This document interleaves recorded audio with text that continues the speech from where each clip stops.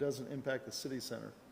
But it is also a problem for the entire Southwest Valley and their service area. And we're going to continue, even if we can get that to happen, we're going to continue to help those around us to try to find a solution, because we can't shut down development. I mean, that just makes no sense. So that's the other announcement I wanted to give to you, and I wanted to give to the residents. You can't hear me? Really? That's too bad. I can hear myself. You want to start over? So you didn't hear anything about Liberty? Can you hear me now? Yes. Really? All right. Yeah, move up a little bit might be helpful. But Liberty is essentially saying they have no capacity for any future development today, and they won't have any capacity for any additional sewer service anywhere within their service area for about 2.5 years. So that will shut down all development within that service area. Because if you can't hook up to the sewer system, you can't build anything new. And if you have any significant major changes to a building that requires a change to the sewer hookup, you're not going to be able to do that. So we've taken that issue to the Corporation Commission, and we're going to try to work through it between what the Corporation Commission can do and what we can try to convince Liberty to do to get at least our city center development hooked up to that sewer system. So, all right, so that's the report. That's our report. Mr. City Manager, do you have something?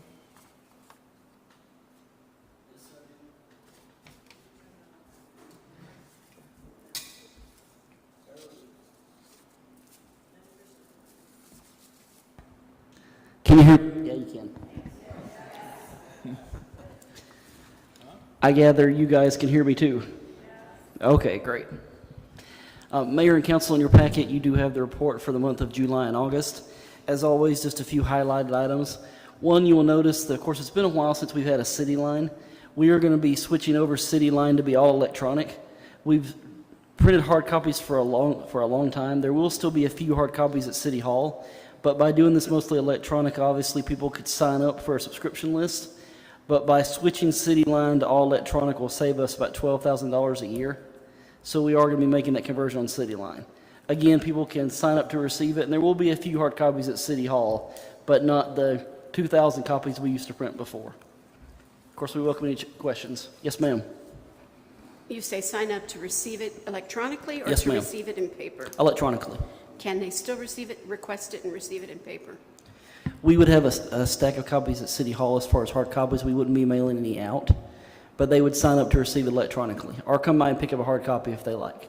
I just am thinking we've got a lot of seniors who don't get online and do things online and probably don't get into the city office very often. Sure.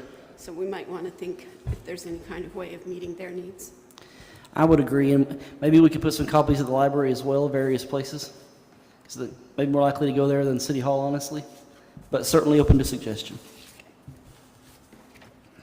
A few other things. As you know, we did finish the sale of Lot 3 in Litchfield Square to Litchfield Park Heritage Partners. And the RFP for JLL is current. That is running through October 14th. So, of course, a few more weeks now, and that'll be closing, and we'll see how many applicants we get. Obviously, we do have concerns there as interest rates keep going up. That hurts that process. And as the mayor said, these issues with Liberty doesn't help us any either.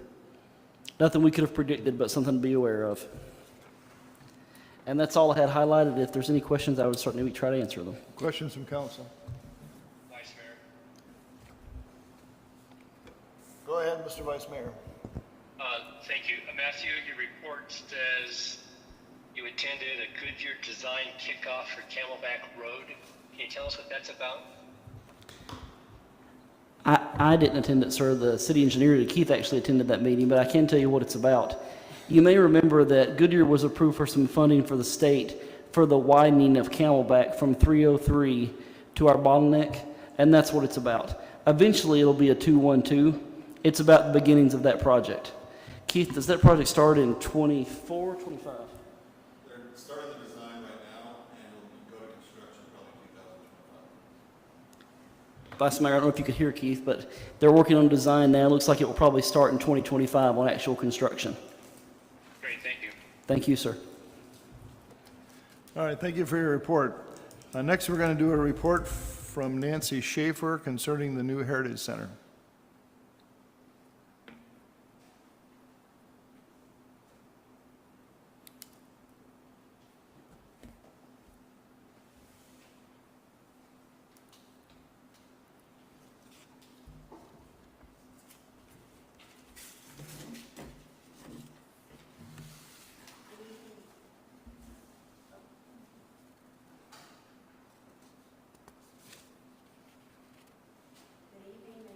Coming through?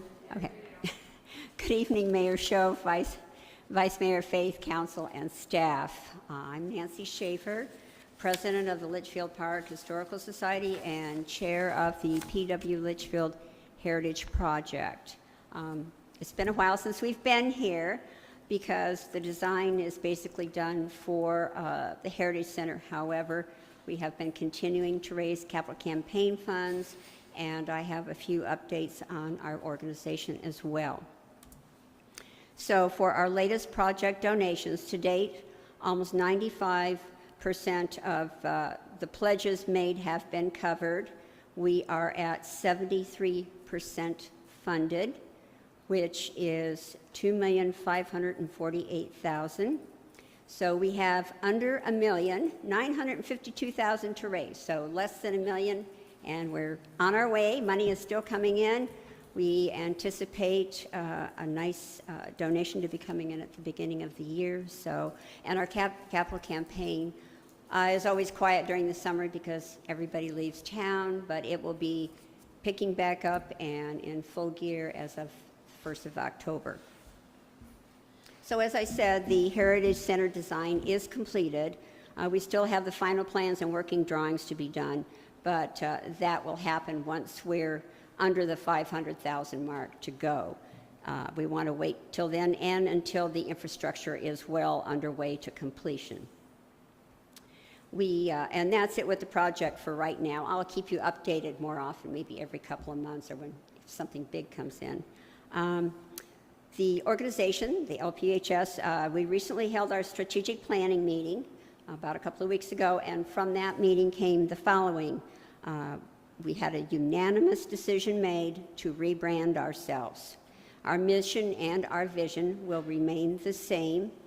The vision being, I'll give you the short one, the vision being to be the historical and cultural center of the Southwest Valley, and we will continue with that. We will begin the rebranding process by bringing to the forefront our DBA name, P.W. Litchfield Heritage Center, instead of the Litchfield Park Historical Society and Museum. The LPHS name will only be used for legal documentation. Our intent is to expand our image to include the communities of the Southwest Valley, Goodyear, Avondale, and Tolleson, to start with, in our events and in our programs. These communities were originally represented by Three Rivers Historical Society. Now, with their dissolution, we have expanded our representation. Three Rivers has given us very generously all of their archives, which will be stored once we're up on the hill in the Heritage Center under the name of the Three Rivers Collection. The organization also included a donation for the LHC project, so we thank them greatly. We now have one of their past presidents on our board, Mark Pelletier, and we're moving forward. So we'll be rolling out our PR program soon that will begin with a press release to the papers and such of our switching to the new name. And we also have a new logo designed for the organization, and as soon as we get it ready to go, finalized and digitized, we'll begin using it to replace our current logo. And then I just wanted to tell everybody, if you didn't see it, there's a great segment that was recorded by ABC TV. I don't know if it aired yesterday or this morning, and it talks about Litchfield Park and some of the great history. They've been running a series. So if any of you get a chance, I would check it out. So are there any questions? Questions from council? Ann? Councilman Donahue. Nancy, thank you for the report. So my question is that obviously now that you're at 2.5 million, I think there's lots of grant opportunities where people believe you now. like this is legit. Yeah. We're actually going to do it. So we're reaching out to groups like that. I think, right away, like Piper and some of those, Okay, so we have inquired, and we inquired into Piper actually last year, and we found that there were a few more things that we had to do in order to apply, and one of them is having reached a 75% of the total. So we're at 73%, and it looks like we get that donation I talked about coming in January. We'll hit that 75%.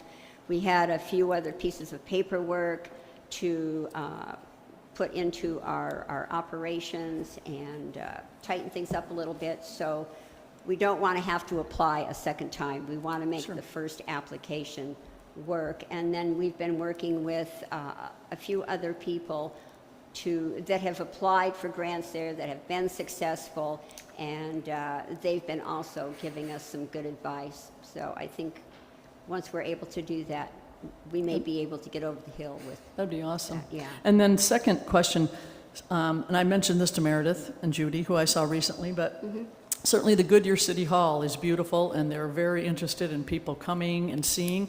So maybe one of your activities you do, maybe have it over there, I think Avondale City Hall would be the same. If you really want to rebrand and let people know, I'm certain that Goodyear would welcome cocktail party or whatever events you have. So I'm just throwing that out and sort of brainstorming how to start to get the word out. Thank you. It is a great idea, and we are going to start pursuing this. Like I said before, we didn't want to step on Three Rivers, and they had done so well, and really, they were a great historical society. So we wanted to make sure that their dissolution went a little slower than they anticipated, but now that it is completed, we feel really good, and they want us to reach out to these other cities. And so, yes, we are going to approach Goodyear for their city hall, and then Avondale has some great new city buildings that I'm sure we could do something at, educationally and events and projects as well. So, thank you. Any other questions from council? Yes, Councilman Romack. Yeah, thank you. Turn it on. I need a green light here somewhere. There it is. Thank you for your report. I got a question more for Matthew, I think, or for the mayor. I understand that some of this development is going to be part of a city expense, as far as widening roadways, some of the sidewalks, bathrooms, etc. Is that true? As far as on the hilltop restoration, sir? Yes. Yes, sir, it would be. Okay. So we're still working on the long-term deal with Sun Health. That's certainly not done yet, but we're still working on it. Okay. Have we made any progress with it?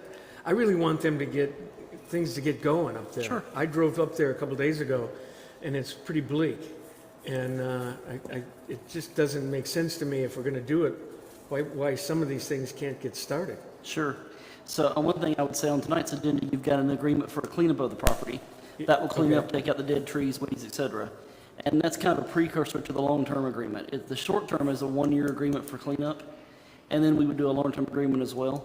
As far as the infrastructure, we would reimburse that through construction sales tax. Okay, But but we are working on that. we're doing the infrastructure, right? Well, it would be a cost split, but yes, sir. Okay.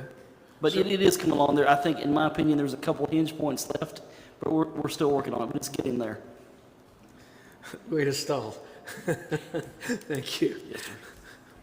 Councilman Romack, we are moving at the speed of government. Any other questions from council? Thank you for your report. We look forward to your success in the future. Thank you very, very much. I appreciate it, and we'll keep you posted. Great. Okay, we now are at a response to last meeting's call to the community. There were no requests to speak at the last meeting, so there's no response, which brings us to this meeting's call to the community. This is an opportunity for residents or citizens to speak to the council on a non-agenda item. You're limited to a couple of minutes. We only have one request to speak on as a call to the community speaker, and that is from Marcy Ellis.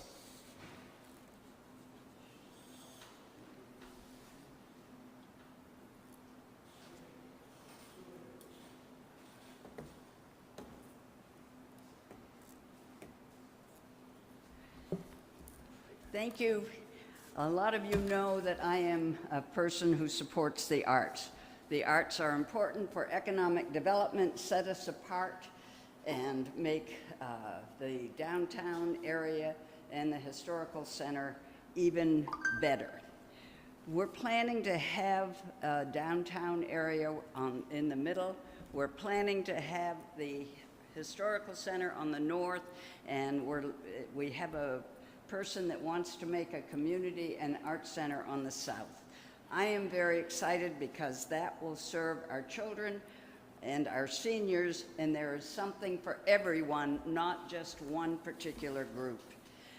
They don't have to build a building for a theater, and believe me, I know what that is. It's already there. We are so lucky to have something like that and to have someone in our community who wants to have it be for the whole community, not one particular group. It sets Litchfield Park apart as a leader, and no one, not Avondale, not Goodyear, not Buckeye, not Tolleson, no one else has something like this. And we have audiences. We have seniors, we have families. People can go to a center like that and watch their children dance. They can watch movies. They can watch performances by a symphony orchestra. It is open to a lot of things. They can partner with the historical center and have speeches on history and bring in our community so we all know each other. People can come to events at the Art Center and then go downtown and buy goods in the city center or go to dinner at restaurants. It's good for everyone, not just one particular group, religion, sect, organization. It's good for the whole community. Think of going there to see your child or your grandchild perform in a dance or a play or some other kind of thing. Go there also to see professionals.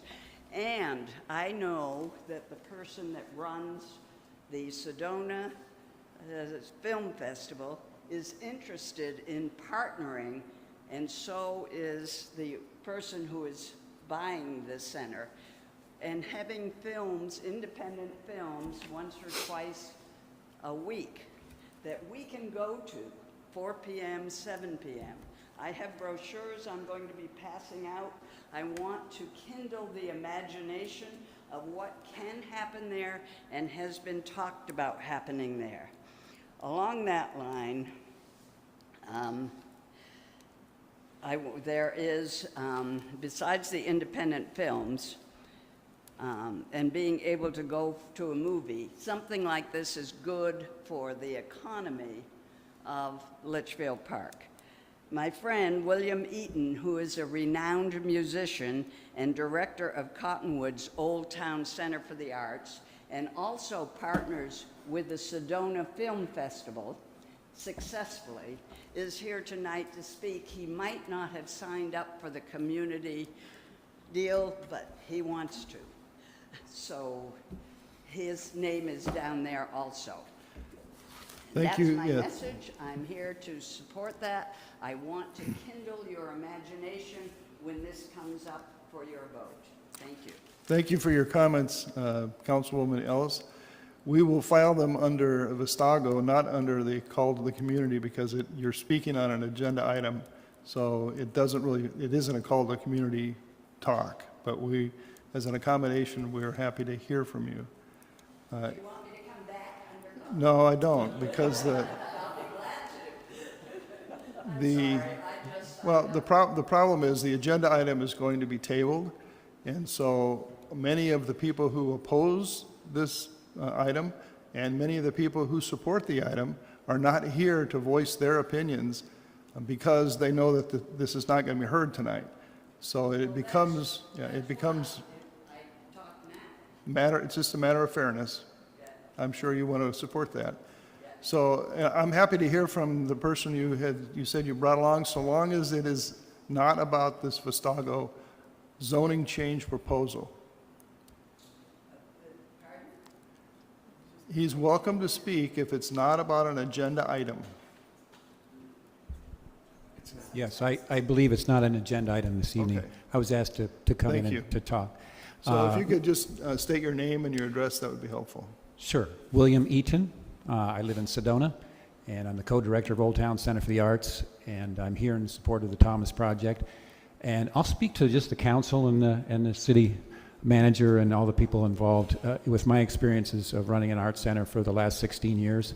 And I also did programming at Stanford University for 2 years and programmed concerts and events on 5 different venues on campus, and have learned something about that. And Marcy spoke eloquently about what arts and culture brings to a community, for you, for your kids, for all the people in a community. And what typically happens with Scottsdale Center for the Arts, Mesa Arts Center, Chandler Center for the Arts, surrounding communities in the valley and throughout the state, an individual or a group of individuals will come forward and say, we want to have an art center. They'll form a committee. It usually takes at least one person that's very persistent. They will partner with the city, and they will get support from counselors.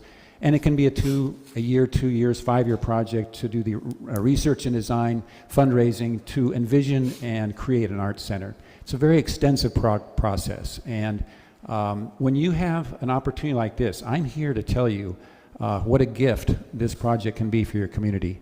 I say that not just for the arts and culture, but a chief reason a lot of people are not aware of is the economic impact that an art center brings to a community.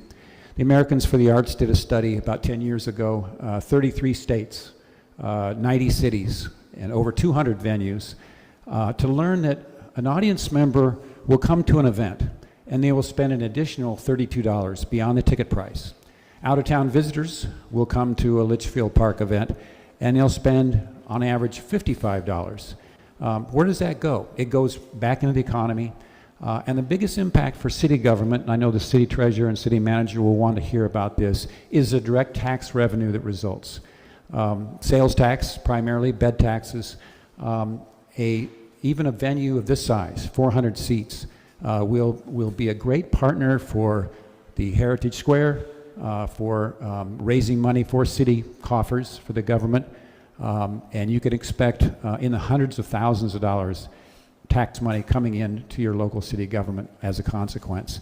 The other big factor is marketing and promotion. When you have a vision like Litchfield Square, to be able to communicate events that are happening there in partnership with a center like the project, which might be Litchfield Park Performing Arts Center. I don't know if it's been named yet.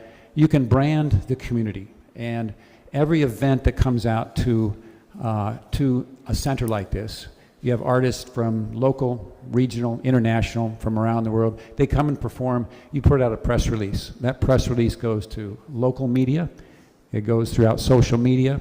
And the value added is tremendous. We did a study up in Cottonwood and learned we were outspending the Chamber of Commerce, our little venue, because of in-kind advertising that is direct from a press release that appears in your local news media. And that's a huge prospect economically for the community. And it's why so many communities that you see around the state take such pride in having this cultural resource for the community. So that's basically what I wanted to tell you, that if you ever imagine an art center coming to Litchfield Park, this is a golden opportunity. Rarely do you get a private individual that is willing to take the risk that a city would take to put together a project like this. And that's from my personal experience. When my wife and I decided to do Old Town Center for the Arts, we branded it Old Town because Cottonwood at the time was a ghost town. Now, if you were in downtown Old Town Cottonwood in the early 2000s, they had over half of the rental space was vacant. You had your choice of places. And my wife found this old church, historical building, and we decided to renovate it. And we've received awards. The city has supported us. Diane Jones is a personal friend, and the council members, we all became very good friends because of what we were doing in the community, beyond just culture and arts. And my conversations with Rudy, the finance director, and to see direct taxes coming into the government was harming for a town like Cottonwood, for a town like Litchfield Park. These are significant economic drivers neighbors impacts. And many people, I've been involved with Sedona, that's where I live, and attended the World Chamber meetings, was chair of Vision Sedona. A lot of the projects we looked at were arts projects where artists would come in as if asking for a handout, as if they were asking for philanthropic means. And it's a wrong approach. The approach is to see what an art center drives economically. So, thank you for the opportunity to speak to you. I want to make you aware that maybe you already are, but if you're not,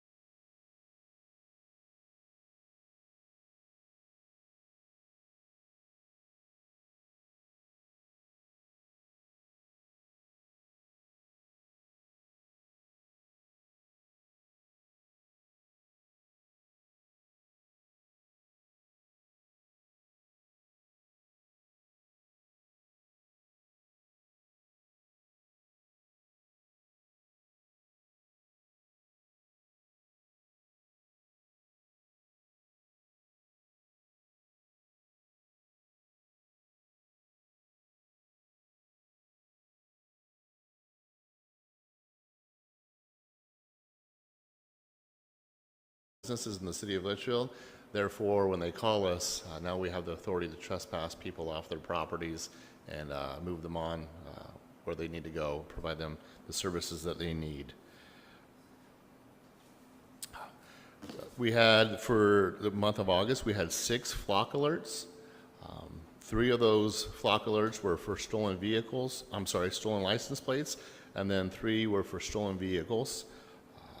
One of these stolen vehicles was located and recovered in the Wigwam parking lot. It was found a day later by the officer who continued to look for it and found it parked in the parking lot of the Wigwam. That car was turned over to the rightful owner with the keys and everything in it, so all was well with that vehicle. Another big case that it was a combination of the city of Litchfield Park, the city of Goodyear, and the city of Avenel were all victims of the graffiti tagger who was tagging all over our city properties. With the combined efforts of the detectives from Litchfield Park and officers from the city of Goodyear, we're able to identify the suspects, or 2 suspects in this case, both adults. One was 30 and one was roughly 27 years old, so they weren't kids. They had graffitied and committed criminal damage on 27 different incidences between the 3 cities, costing roughly $15,000 to $20,000 in damages.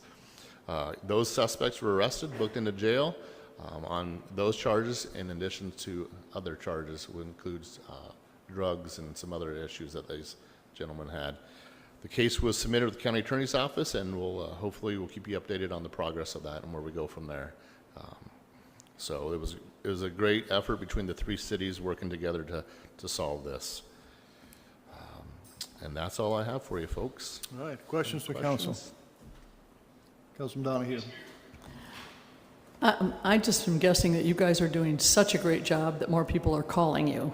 Yes, ma'am. In other words, you respond and so forth. Yes. I guess we don't know the increase in crime or increase in calls, Yeah, well, the increase of calls are mainly our officer self-initiated, which again, that's the school zone details, patrolling the businesses and identifying people that look suspicious and consensual contacts with them. And again, the businesses calling us, since we have authority to trespass on file for them now, we can kindly ask them to leave or take a different road. So. And do you include in those the non-emergency calls? Because I have given that number out to a number of people that are concerned about things, but it's not an emergency, I don't have the non-emergency calls on my list, ma'am, but I can get those for you, absolutely. That's okay. Okay, just 1 second. We've got Mr. Vice Mayor who would like to ask something. Go ahead, Vice Mayor. Thank you, Mayor. Just a comment. I've been reading these police reports for 18 years, and this report is absolutely amazing. The job you guys are doing is phenomenal. There were multiple times where you were called for something as simple as shoplifting, and you guys actually got there on time to catch the shoplifters. We have never seen that before with those kind of response times. And what you guys are doing, your officers need to be commended. Thank you, Vice Mayor. I appreciate that. Any other comments, Mr. Vice Mayor? No, thank you. Yeah, we do appreciate all your service to our community, and it's definitely helpful that we have a car in the community 24/7. Absolutely. Which is it's a great benefit to our residents compared to what we had before. So if no further, we do have one more question. Yes, I just Councilwoman. would like to make sure you guys heard the same comment about the false alarms as a result of internet systems going down, because I could see that being a problem at some point in time. Yes, ma'am. We'll look into that for sure and see if there's a And correlation then to again, it. thank you so much for all you guys do. And both you or your department and the fire department were present at the flag raising, and that's always appreciated too. It's good for the public to see you guys. Yes, ma'am. We're happy to be there. We're Thank happy you. you're here. Thank you. Thank you, Council. Okay, this takes us to our staff section, our staff monthly reports section. First report is from Finance, Ms. Peterson.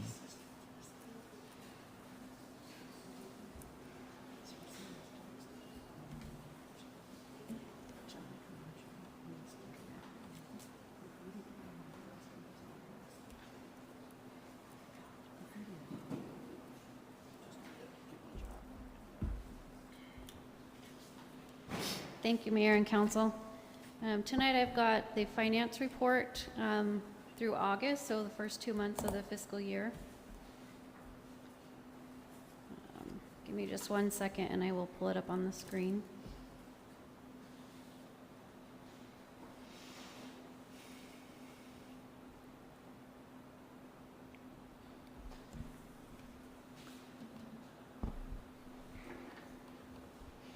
Okay.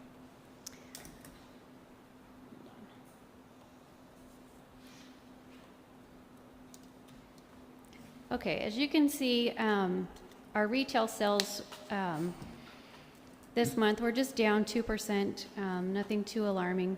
Overall, sales tax without construction sales tax is up 25%. Our construction sales tax looks alarming. It was down 86% over August of last year, but last year's August was unusually high, so this almost 95,000 is typical and actually above budget.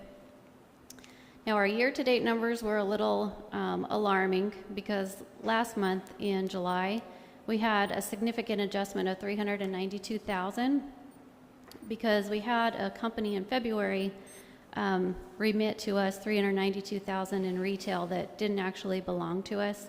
We questioned it at the time. It didn't look like it should be something that was ours, but it did take this long for them to refund the money. Since this was last fiscal year, I'm going to work with our auditors to see if I can do a prior period adjustment and fix these numbers so we can actually see what our year over year is. Had that not happened, sales tax would have been up almost 13%. So with our actual sales tax, we're in pretty good shape. Are there any questions on that? Questions from council? Nope.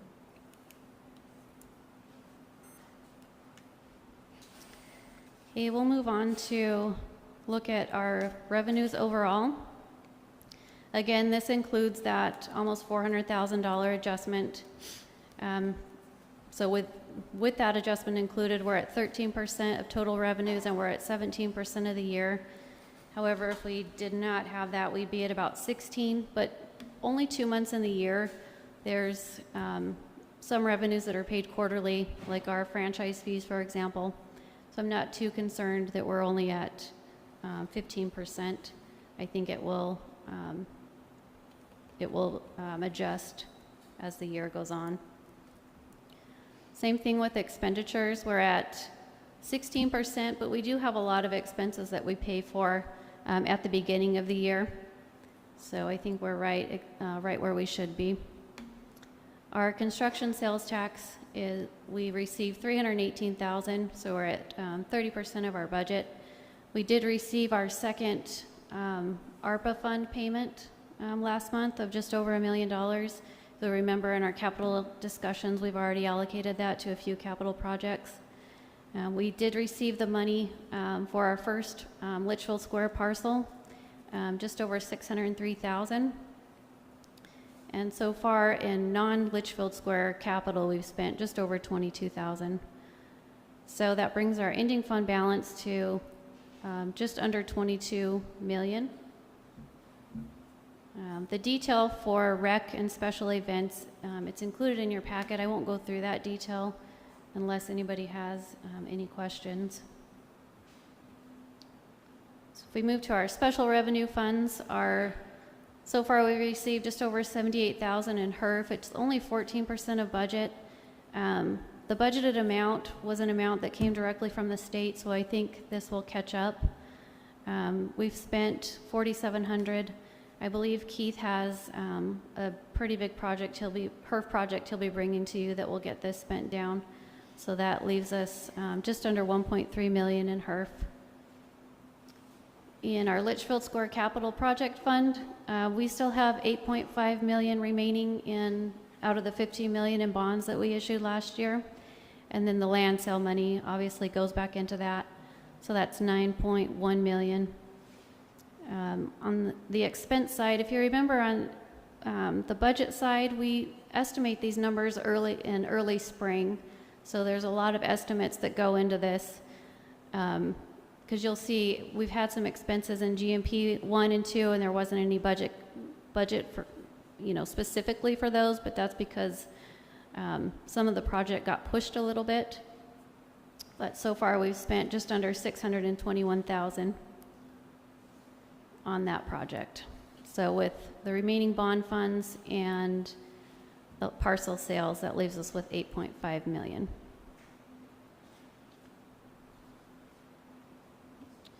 In our streetlight improvement districts, the revenue is very small right now. We're only collecting or trickling in last year's taxes because tax bills haven't gone out yet. We have spent $38,000, but that will smooth out as the tax bills go out and we start to collect that revenue.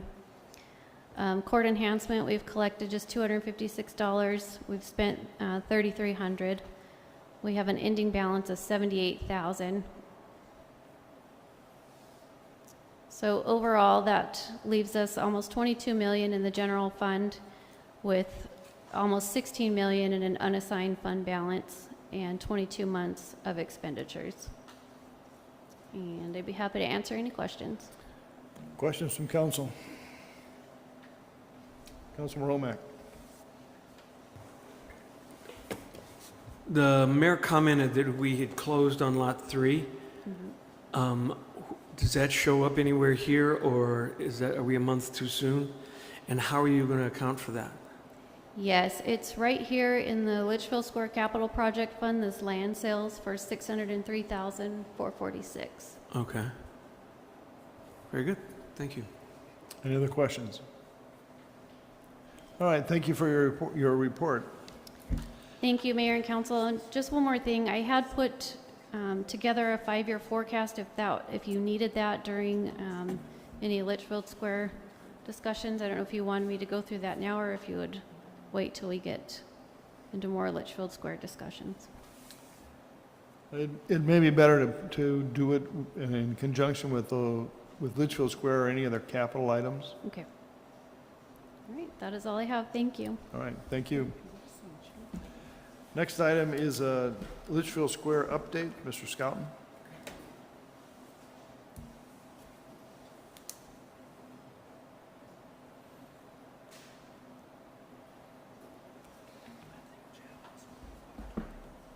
Thank you, Mr. Mayor, members of the council. I'm not used to sitting at those kiddie tables, so it took me a minute to get up here. So I just want to give a quick update on the construction. So as you know, if you've been driving up and down Litchfield Road,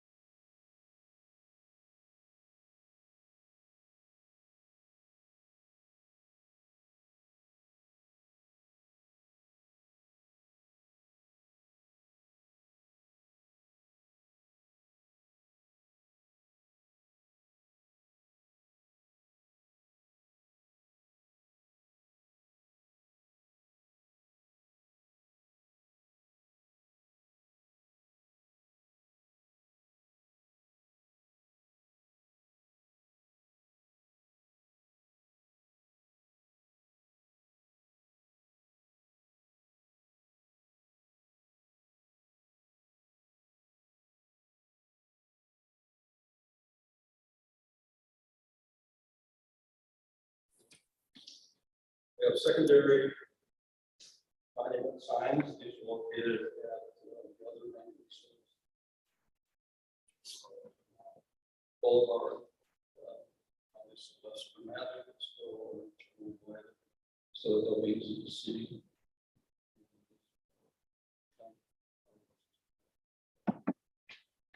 Smaller, much smaller footprints than primary. We also included a tenant sign in case we ended up going that direction. The DRB who approved this in August did not recommend a tenant sign. They felt that the main purpose of the tenant sign was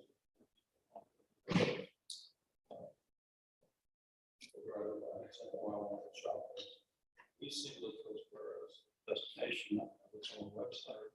People will be able to learn about it through social media and respond to it. We're not necessarily trying to pull people off of each program. So if we get into a situation where major developers and tenants want to have a tenant sign, we can bring that back into consideration. But we're not recommending this. Next one is the main entrance sign into the park. So this is the formal entrance to the park, and that's located in the southeast corner of Village Parkway and along the avenue, so that would be the northwest corner of the park. So if you're coming in on the Village Parkway, looking for the park, you'll see this big entrance sign, formal entrance sign. Also internally lighted. The letters will be lighted as well. So details that. This is a big sign. This is 21 feet 6 inches overall. So it's a very dramatic entrance into the formal entrance into the park. Actually, I'll be right up there. Woody, if I may? Sure. Sorry to interrupt.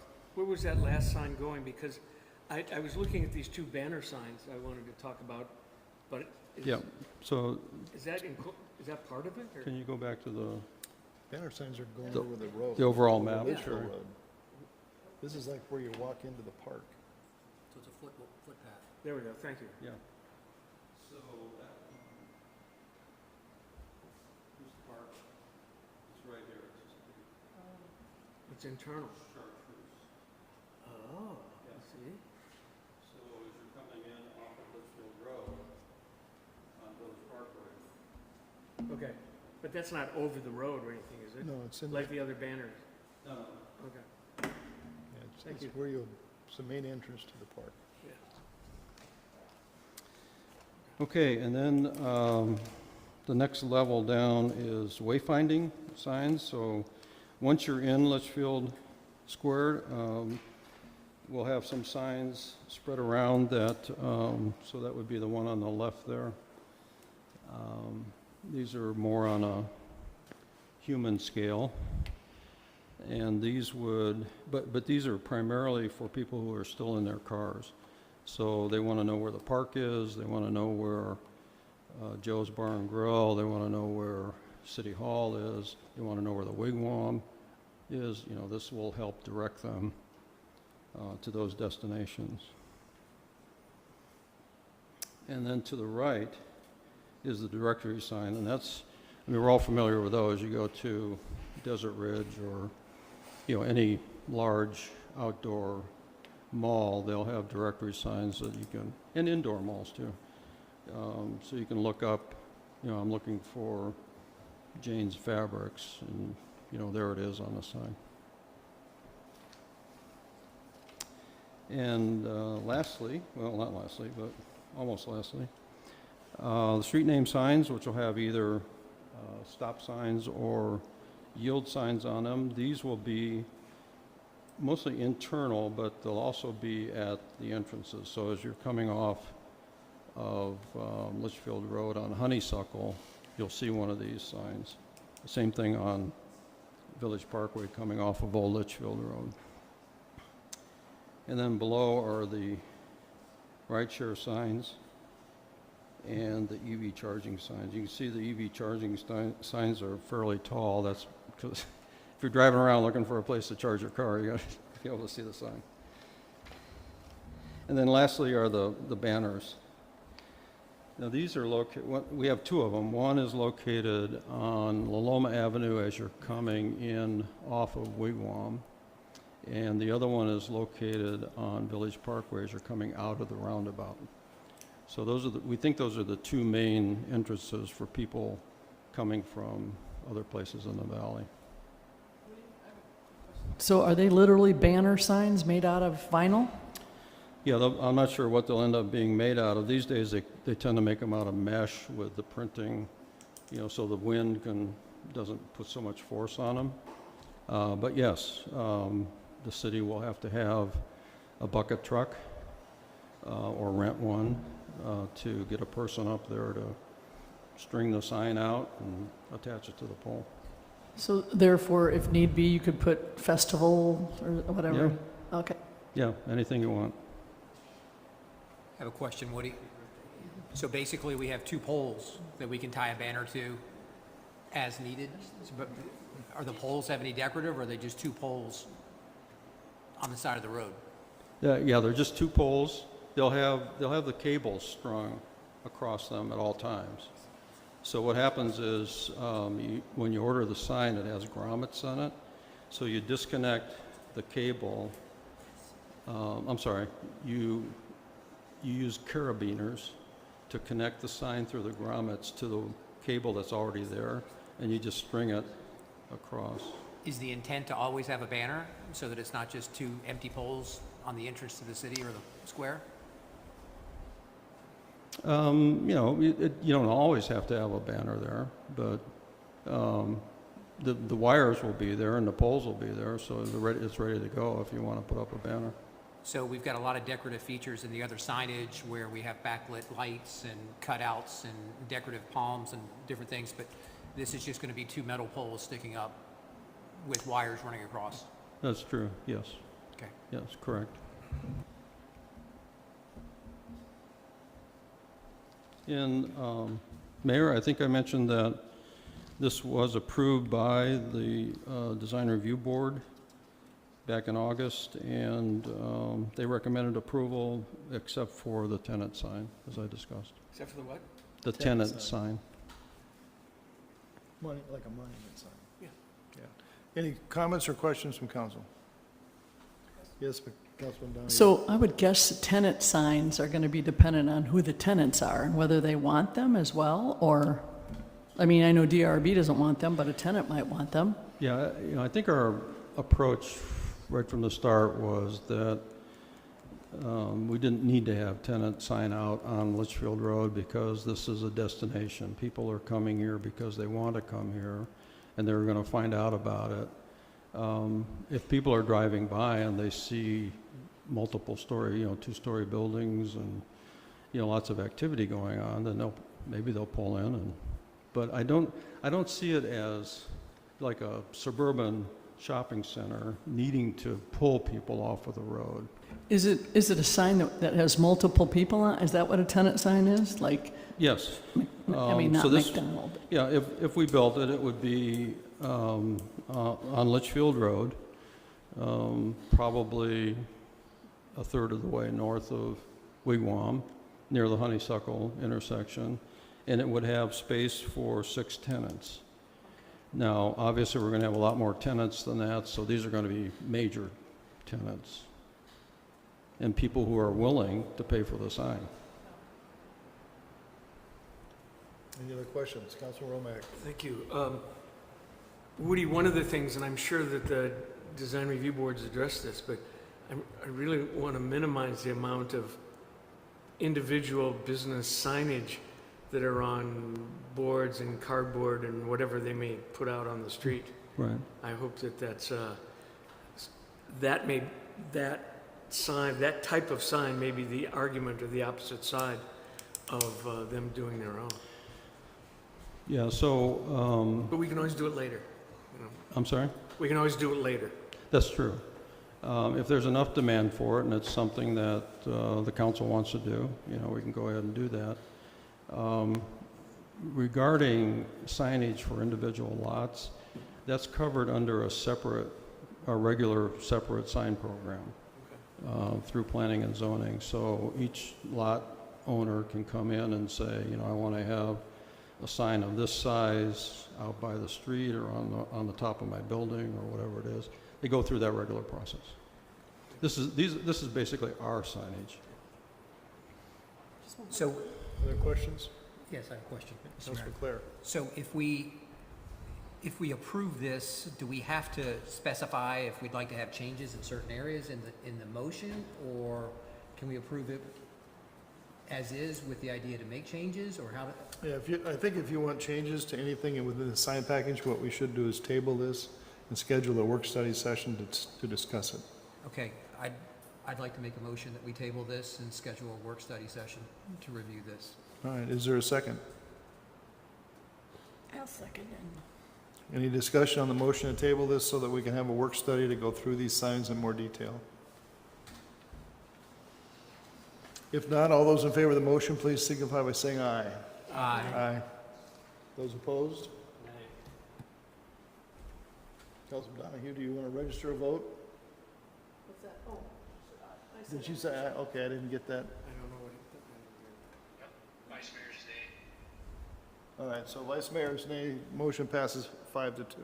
So we will bring this back at the next regular scheduled meeting, and we'll either need to schedule a work study at some point prior to that, either prior to the meeting or, you know, during the week, during the month prior to it. So you'll have to work with the council members to see what's best for everyone's schedule. Vice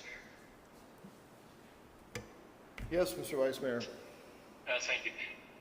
Do I understand that all we're doing is attempting to approve a plan that's nothing more than pretty pictures for now, and that once we actually get down to construction, we can look at pricing and see if maybe some of this stuff isn't a little overboard? I'm not sure that that was the intention of Mr. Scouten, but it could be the council's intention. what did, I didn't hear completely what he said. What did he say? He's asking if what we're considering tonight is simply a general okay of this package with the idea that we're going to come back and look at individual signs when we start doing cost analysis on what it's going to cost to build these signs. And I'm not sure that's the intent of our special project manager here, is what I'm saying. It certainly could be that that's the path that the council may want to take. And it may very well be that it's best if we do that kind of discussion in a work study session. But, so Design and Review Board approved these designs, Yes. so they've already approved it all. Correct. But the final word on it is still the council. I just remember, I mean, I was on some of the side committees of this with Design Review in the last year or two, and I mean, they looked at everything from the bricks to the color to, I think we've already done that. So I thought Design and Review's recommendation to us is they've already done that, and I spent a couple hours in meetings with them as well, so I thought, isn't that right, Woody? We already did that. Yeah, we did. It was primarily for the primary entrance signs. If you remember, we had about 3 or 4 different options for that sign, and I think the marketing group was involved in that as well. But Mayor and Council, if you want to do tweaking on that, we're fine with that. You know, if you want to, analyze costs and, perhaps make some changes, that's fine. We're not in a particular rush to have these signs today. And I think the sign package is very important for establishing the overall ambiance and feel of this Litchfield Square. So it is a extraordinarily important item for us to go forth on, and we should hear if Councilman Clare has some issues with particular parts of it, that we should hear those and talk about them before we vote. So Fair enough. okay, anything further on this? If not, it's been tabled, and we'll schedule a time where we can have a more in-depth conversation on it. Next item is the downtown storm drain project, which also is Mr. Scouten. Thank you, Mr. Mayor, members of the council. As you know, we've been under design with the phases 4 and 5 of the downtown storm drain project. And to refresh your memory, this will extend a 36-inch pipe up Old Litchfield Road from Wigwam, or just north of Wigwam Boulevard, to Fairway Drive, and then a slightly smaller pipe going west on Fairway Drive to La Loma. We'll also have a 36-inch pipe going up Neolin Avenue that will end at the north end of Neolin at the Wigwam property there. So those plans have been designed. They've been approved by the Flood Control District. And as you know, we have an agreement for 50% coverage of this project, of the project costs by the Flood Control District. They have agreed to cover half of the cost of the construction and have provided to us an IGA, which we have reviewed and made some minor changes to. So tonight is a request for approval of the IGA. And just to kind of go through the highlights of it, this project has gone up in price substantially since the application was originally submitted to the Flood Control District. And there's a few reasons for that. One is just the overall increase in cost of labor and concrete and, you know, all the building materials. We also added to it a pump station, an automatic pump station to dewater the golf cart underpass following each storm. As you know, today, Public Works and sometimes the Wigwam folks go out there and put in their trash pumps and, you know, pump the water somewhere. Takes a lot of time, takes a lot of effort, and the underpass is basically, after a large storm, the underpass is basically out of service for the whole day. So this pump station will automatically keep up with that flow. It may, during a very big storm, 100-year storm, it may get a few feet of water in the cart path, but it will dewater it within a few hours. So it's not an all-day effort. But for smaller storms, it will take care of that water as it's coming in and keep it dry. We also added to this project the mill and overlay of the northbound side of Old Litchfield Road. As you know, we've been neglecting that pavement for several years now, and the reason was the completion of this storm drain project. So we went ahead and added that cost into the project. One of the big surprises was that Liberty Water did not, well, let me back up. The storm drain on Neolin Avenue ends up, because there's so many utilities already in that street, it ends up being fairly close to the existing Liberty water line. They do not have another way to serve those customers on the east side of the street. And for safety, we need to take out of service that water line because it's literally just a few feet off the trench wall that we'll be digging. So in order to provide water to those 10 houses with that water line shut down, we have to put in our own temporary water line and switch services over to that for 10 homes to the tune of $320,000. Temporary. We've looked and looked at other ways to do it, and there just is no other way to do it. And then finally, we have post-design engineering services for Aztec Engineering, which is also on the agenda after this item. Anyway, that adds a total of about $1 million to the project cost. And we have $1.2 million in ARP funds, and the rest of the funding will come out of the capital fund that, for projects that haven't been advanced far enough to use their funding, that makes it available for this project. So you have the IGA. This is scheduled to be approved. Let's see if I have that here. is scheduled to be approved by the Flood Control District Advisory Board on September 19th, and then on October 19th by the Board of Directors of the Flood Control District. On October 19th, which is also a council meeting, so later that day, bringing to you a change order to Aiken Gardner's. If this is approved, I'll be bringing a change order to Aiken Gardner's contract under the CMAR contract. That's all I have. Any questions? Comments? Easier than a butter paper hanger. It's really just wanted to say we appreciate all of it. Thank you. That's, my wife won't let me retire, so the next best thing. Thank you, Trevor. I know that they're going to do some cleanup up with the home, and they got one price that was a number that was kind of a gag, and they got another price that seems to be a whole lot more reasonable. For this $350,000 to do a temporary water service, temporary, you're only talking a couple of weeks. No, it's going to be a few months.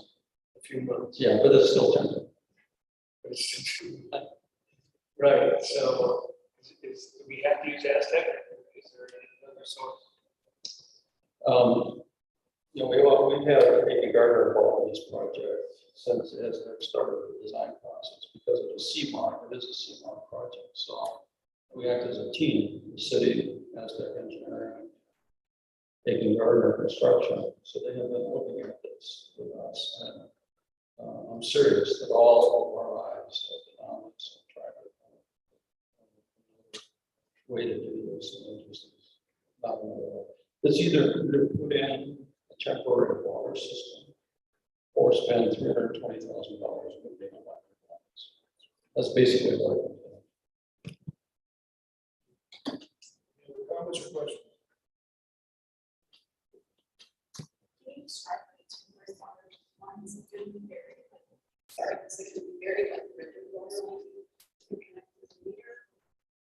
Yep. So what will happen is we will put a water line in shallow, relatively shallow water line in the east half of Neola, and we will intercept their services and connect them to that new water line temporarily.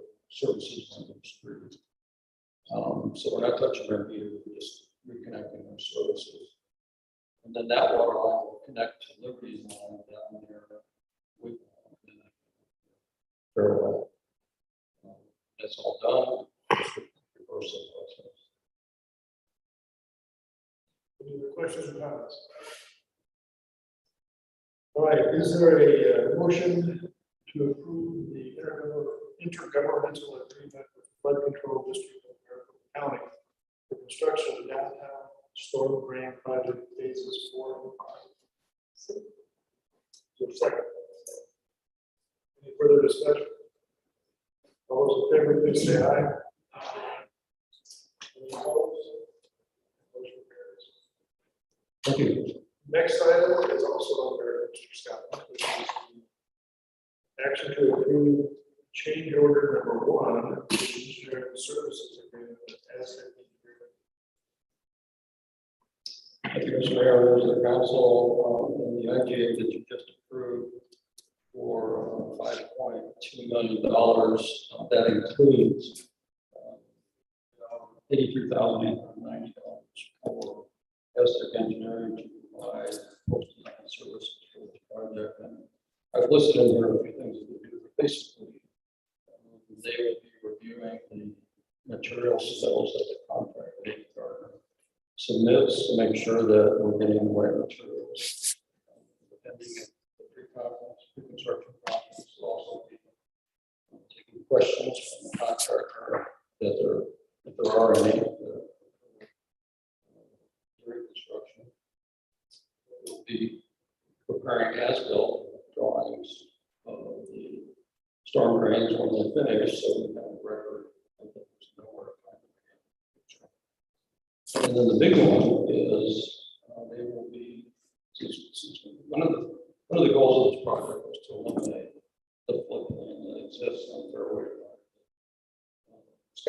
it's the middle of, or is not located. There's one or two residents that are also affected by it. The goal of this project has been not only to repair our storm drainage issues, but to eliminate that FEMA floodplain. So Aztec, in their first phase project, prepared and submitted all of the documentation to the flood control district and ultimately approved it and then ultimately to FEMA. Now, in order to eliminate that floodplain, we need to do the construction, actually build the facilities, and then Aztec Engineering will submit the final documentations to FEMA, and they will come back and eliminate that floodplain. So be gone. Okay, any questions from council? If not, is there a motion to approve the change order number 1, insurance services agreement with Aztec Engineering, in an amount not to exceed $83,890? So second. Any further discussion on that? All those in favor, please say aye. Any opposed? All right, motion carries. Next item is another lease item. Callback Road right-of-way annexation. So it's an action number 22-262. Yes, thank you, Mr. Mayor, members of the council. If you remember back in March of this year, we adopted an ordinance to annex Camelback Road right of way.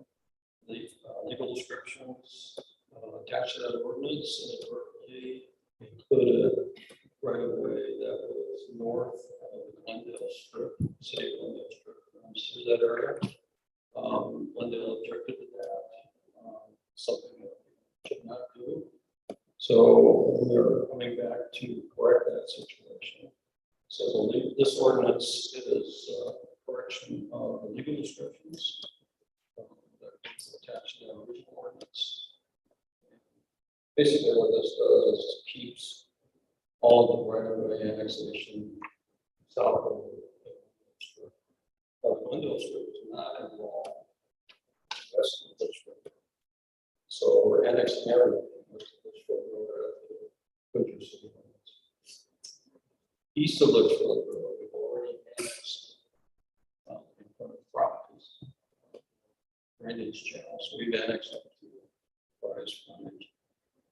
Going east from there, this change will take some or all of the existing drainage channel out of the annexation, so that will remain in the county. Counties unhappy about that, but they are maybe they can talk about that and get them to the strip. That's something to be considered in the future. For now, what we're doing is basically annexing all of the roadway and the portions of the roadway on the other side. So we will have control over it. Any questions or discussion? So that strip is that piece that's like in the middle of, we're on the right and we one on the left, right? Yeah, it's a Like, is that usable? Is it even? no. It was something the legislature. I guess maybe it was a loophole. Annexation statutes back when, but in the 70s, cities were allowed to send out these narrow strips around territory that they wanted to say this is ours. Well, they did. Send a strip along Camelback Road in 74. This day, I don't think they annexed anything. So or at least, close to our goal.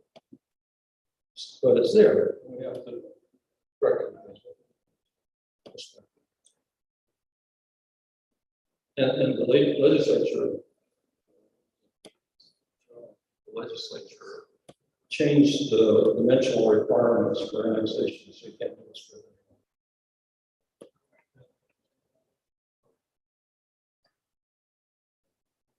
No.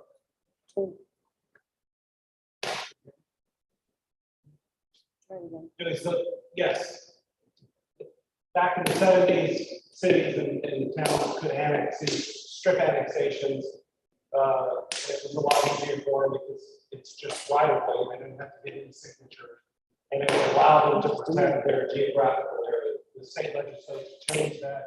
There are specific requirements for size requirements to be able to go in and do annexations now. What the anticipated goal is to clear this up, is that we fix this annexation.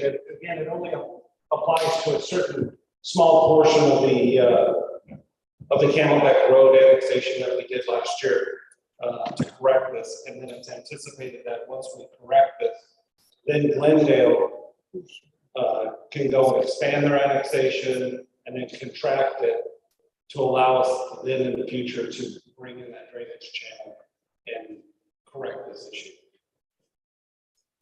Mr. Mayor, I move to approve. Is there a second? Second. Further discussion? Those in favor, please say aye. Aye. Any opposed? Next item I, I've had a request from Councilman Mayor Watson to move this to after the executive session, which we will be using later this evening. Move this after that so that this item can be discussed in the executive session. So is there a motion to move this item to after the executive session? A second. Second by Councilman Mayor.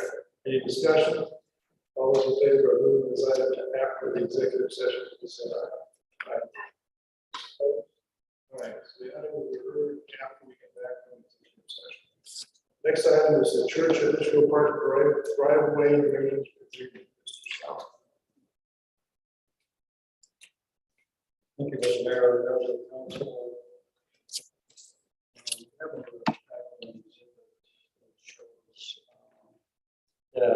And you probably were, the church currently has a driveway that comes out on the street, which is about to become the parkway.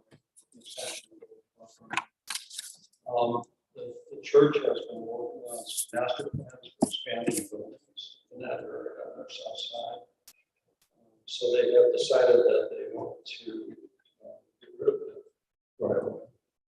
We're in favor of removing that driveway because it allows us to put 6 or 7 more parking spaces on that north side of the village parkway.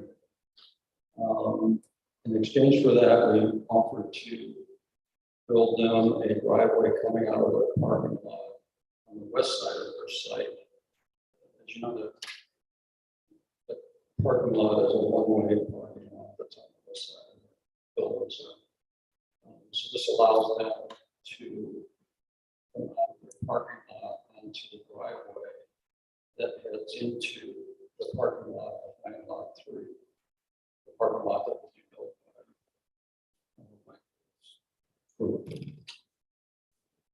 So in order to memorialize all of this, I forgot to mention that really there's quite a bit of drainage that comes out of the church site to that south parking lot. So we need to handle that. So we're proposing to put in a relatively short storm drain that will take it over to one of our new catch basins on Litchfield Road. So we'll put that all out with church representative. We got an agreement there, and they have agreed to it, and they have signed it, and they're happy that their variance was approved so that they can now build much closer to the south property line, so they don't need this driveway. We don't want the driveway. So it's kind of a Questions from council? All right. Is there a motion to approve the driveway replacement agreement with the church district park? second. Any further discussion? All those in favor, please say aye. Aye. Any opposed? Motion is approved. Next item, short-term lease with Sanitation. With the discussion, possible action to approve short-term lease agreement with Sanitation for the purpose of conducting a feasibility study for a longer-term lease and the landscape cleanup of the open areas that were Mr. Matthews, Williams, you have report, or does Joe necessary? Yes, sir, I'll report on this item. Mayor and council, as you know, there's been some negotiating back and forth on this, as you've seen two different quotes, as Councilman Romack said earlier. So originally, Sunhill had obtained a quote for $445,000 to clean up the hilltop. Staff thought that was too high, and we let Sunhill know that. And Sunhill came back and agreed that they would pay $95,000 and we would pay $350,000. That's roughly 80-20. I had asked staff to secure another quote for comparison, and naturally, we got it back Tuesday. And the quote was from WCA. Those of you that aren't familiar with WCA is West Coast Arborists. They train volunteers in the city and are on the state bid with us. Thus, we can use them. So their contract came back at $180,000. Obviously, a huge difference from $445,000. However, that $180,000 does not include disposal or haul off of materials, cut down trees, etc. You could very well have easily $25,000–$30,000 haul off of materials, but you're still a long way from $445,000. So because we're doing it this way, we are on contract with WCA, Sunhill is not. It basically flipped the deal. So how this will work now is the city would pay WCA the $180,000 plus disposal fees, and Sunhill would reimburse us 20%. So it's still a great deal for both parties. That would be a big part of the short-term lease, again, that's for the cleanup. I would tell you, if you didn't see it, the scope of work between the first quote for $445,000 and the scope of work for the WCA quote were the exact same scope of work. We want to make sure we don't get apples to apples. So again, there's a huge difference. So again, that's the quote for the cleanup. It's also an agreement that maintenance after the cleanup will be on a 70-30 basis, 70% Sunhill, 30% city. Councilman Romack, you had asked earlier about the long-term meeting. That's the same relationship we've been discussing during the long-term meeting as well. Long-term agreement is where the 70-30 comes from. Again, this is a one-year agreement. I think it's a good deal to get the hilltop cleaned up, take out the dead trees, invasive weeds, etc. If you read the numbers along, there'll be trimming 285 palm trees. So there's a lot of trees up there, a lot of work to be done. But I think this is a good deal for us to get into the short-term lease. It does not open the hilltop to the public simply because it's not ready yet. That would be part of the long-term deal of the restoration. This is not a restoration. This is only cleanup. And I think this is a big step between the city and Sunhill toward getting that long-term agreement in place. A few caveats for this. We would recommend the motion. Joe can give me the exact word on the motion. I'm not going to try to mess that up. But the motion would be several things. One would be that it would be pending Sunhill court approval, but they'll be voting inside next week. Another part of the motion would be so that the Sunhill appeal falls through, so the city can still do it. But again, Joe can give me word on the motion. Any questions on the quotes or on the short-term lease? Yes, I guess it goes along with John's comment. So here's my question: short-term lease versus long-term lease. Long-term lease involves the historical society, correct? Well, in Sunhill, it'd be more so with Sunhill. So say they get $1 million in January and they're ready to go. We don't have a contract with them, right? That's not part of this? Well, no, this deal is just for, it's just Cleanup. Okay, not infrastructure. Correct. But we're still working on that. Yes, ma'am. That would be the long-term lease. And if they get $1 million in January, which I hope they do, then hopefully $100 an hour, right? You know? And I will say, in my opinion, I think the long-term lease is closer than it's ever been. As I said earlier, there's 2 hinge points we're working on. It's getting there. We've been ironing out between us and Sunhill for about 2 years now. We're getting there. Also, Paul is available for phone calls if you'd like to know Paul and this stuff. Any other questions from council? Vice Mayor. 1 second, Mr. Vice Mayor. All right. Or wants to see the queue by Councilman. Thank you. I have 3 questions, actually. Paragraph 5.2.1, city is represented that the property is totally clean. It's not a transaction. It's like it. You represent each of this, the city's knowledge. And you would specify the person whose knowledge that would be. So I would say that paragraph should say to the best of the city's knowledge, and that person probably would be Matthew. So it'd be to the best of his knowledge, the property is not contaminated in any way, shape, or form. Good suggestion. What's your next point?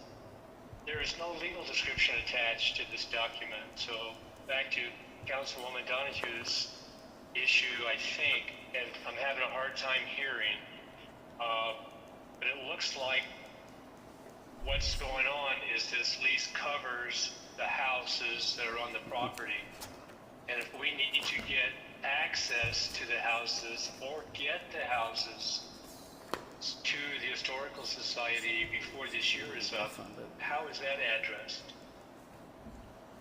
Mr. Vice Mayor, sir, you should see the legal description, the version that was sent to you guys yesterday. We did use the legal description when this property was signed over to the city some years ago. It is in this document about that this lease does not involve the home. I've got to find here exactly where it says it, but I know it's in here. Do you remember where it is, Joe, as far as the exact wording? I can't hear Matthew understand. Can you hear me now, sir? Yes. Mr. Vice Mayor, if you read on the third paragraph of the agreement, it says, it talks about the residential buildings and the associated areas. One second. It's in the last paragraph the last sentence of paragraph 3, sir. The definition of the leased premises excludes the residential property and excludes the area previously leased by the city for use as a cell tower. Does that address your concern, sir? Yes. Are we going to keep access to it also? Yes, sir, we would. I don't see. I'm not sure that's covered. Okay, but you and Joe get that figured out.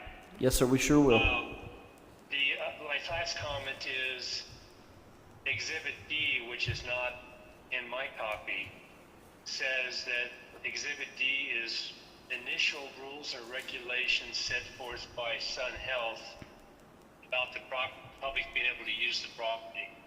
And my copy's blank. Mr. Vice Mayor, those do not exist yet, sir. The rules will be comprised between the city and Sun Health. Those will be actually part of the long-term agreement, sir, not part of the short. Yeah, that should be taken out of this agreement. Agreed. So we'll take that reference will come out.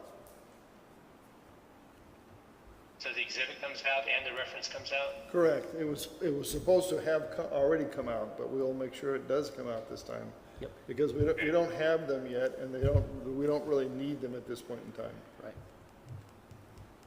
So is the motion then going to say that it's subject to those coming back to us later for approval? There won't be any approval because there won't be in this. They will not be in this short-term lease. They will be part of a long-term lease, and that at that point in time, yes, they will come for approval. Got it. Okay, thank you. Since we're talking about changes, another change that probably ought to be made is the ability for us to have WCA quote the normal ongoing maintenance, because they may be less expensive than a Sun Health vendor. Be glad to. Okay, any other questions or comments from council? Yeah, I just had a quick question. Once all the contracts are signed, what's our time frame on doing this? So they have told us they could start this project in a matter of weeks. That being said, it's in our contract with WCA that once we order a job with them, it has to start within 5 days. Whether they know that or not, but it is in the contract. Other questions? Okay, so we need a motion. Oh. Yeah. So the language of the proposed motion would be to move to approve the lease agreement with Sun Health in substantially the form attached and with the proposed changes, subject to the approval by the Sun Health Board, and if not approved by the Sun Health Board, then to approve the expenditure of up to $350,000 with West Coast Arborist under their contract with the city. What he said. So moved. Is there a second? Any further discussion? Vice Mayor? Yes, Mr. Vice Mayor. Thank you. Are we changing the reps and warranties as to the environmental? Yes, we're going to change everything we've talked about in this discussion. Okay. Thank you. Any further questions or discussion? If not, all those in favor, please signify by saying aye. Aye. Any opposed? All right, motion carries. Next item is the introduction of ordinance 22-263. So, City Code Section 9, health and sanitation. Thank you, Mr. Mayor. Mayor and council, you'll remember from reports, the current contract with Waste Management runs out on June 30th, 2023. So we're looking to put out the RFP actually in early October. Staff's been working on that for some time. And part of doing the RFP is we want to take this time to clean up garbage ordinances. Because if you've read them, there's multiple things in there that to me just don't make sense. For example, in the current ordinance, a citizen can actually put their garbage out in cardboard boxes. Furthermore, they can go out there and mark that it should be saved. And also, the city manager has the discretion to decide if the box is good enough to use. All these things are in code that, in my opinion, shouldn't be. So this is a first reading of a cleanup of the garbage ordinances, just to try to address these concerns and make improvements. Again, this is just a first reading, so if there's anything you'd like to change, please let me know. One thing I would say, you will mark in here that it says 50 pounds capacity for a garbage can. It should actually be 75. But other than that, if there's any concerns, some things we've had requested for us to look at would be bulk pickup times, how often we require that, monthly, quarterly. I would tell you in the RFP, we're looking at doing it so it's actually up to 6 times per year per household on demand. And the reason for that is there's a lot of cost in driving around the city to only find bulk pickup items at 5 or 6 houses.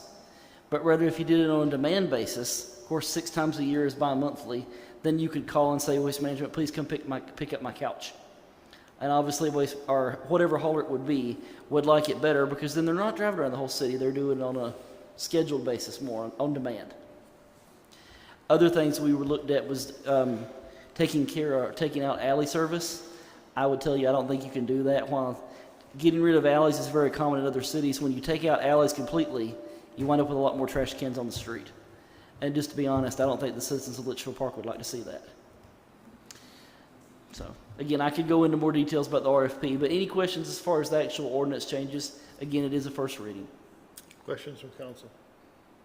Vice Mayor. Mr. Vice Mayor.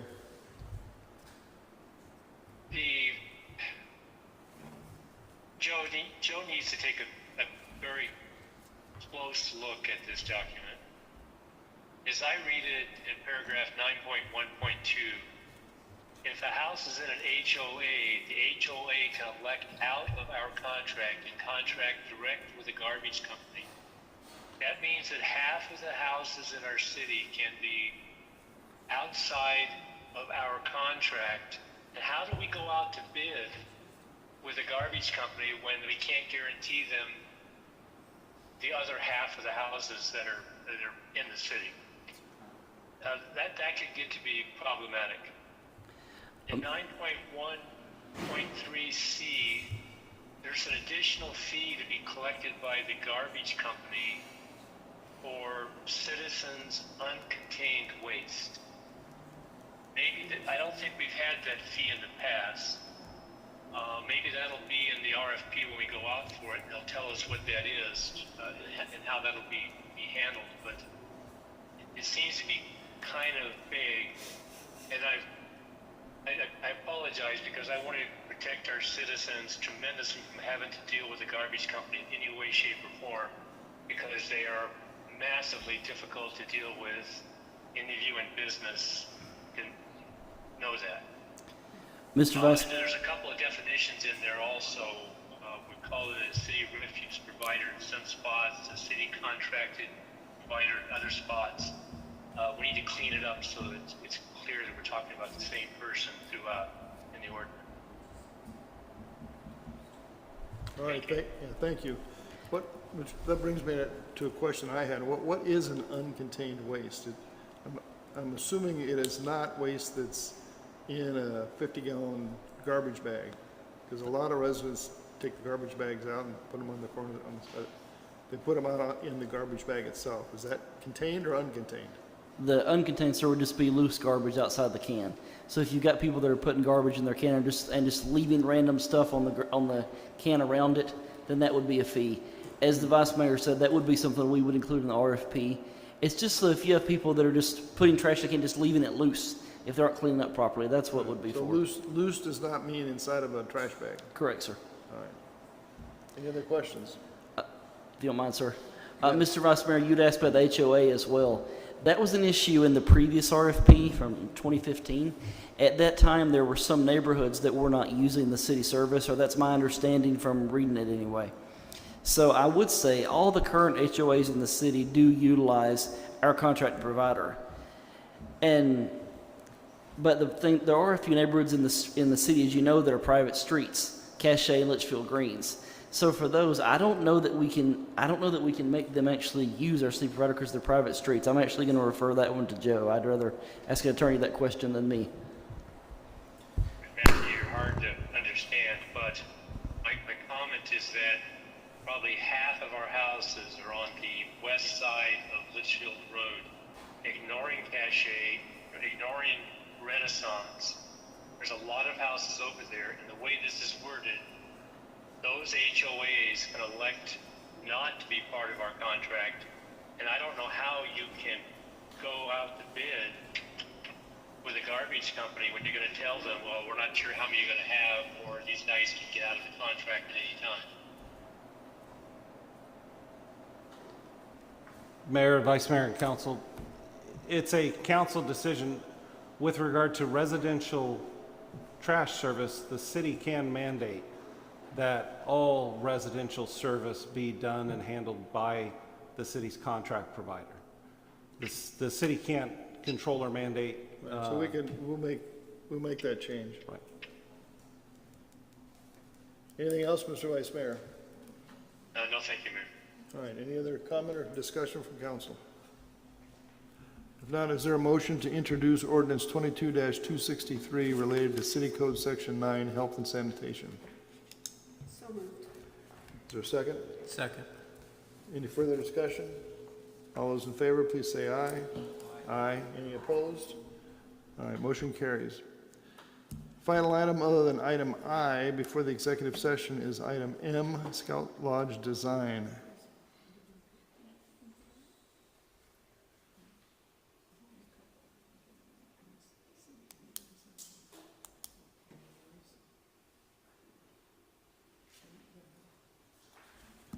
Through some technical difficulties, we're going to have a presentation for y'all.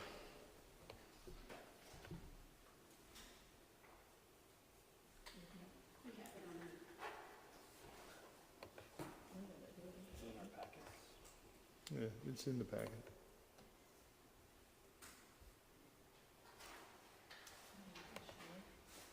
Starting on page 377. 377? We have it in our packet. Is in the packet?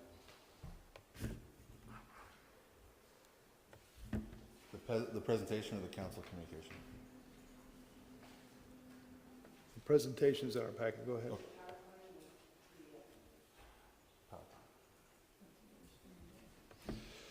Sorry about that. Thank you, Mayor, members of council. Up for action is discussion and possible action to approve the design contract for the final preliminary design for the Scout Lodge facility. We have a presentation that is an abbreviated version of the one we saw the last council meeting. I do believe it might differ than the one you have in your packet. Perfect. It's not in the packet? Okay.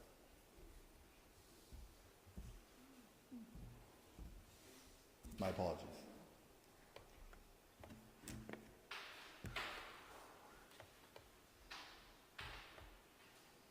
Yeah, it's the first part of what's in, at least it's 30% of preliminary design phase.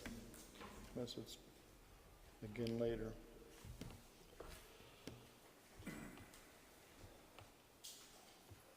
I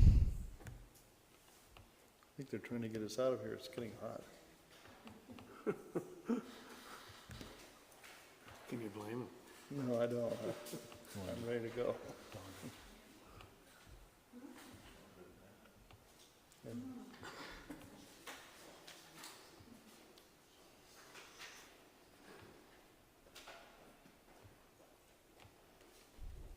Yeah, this proposal is,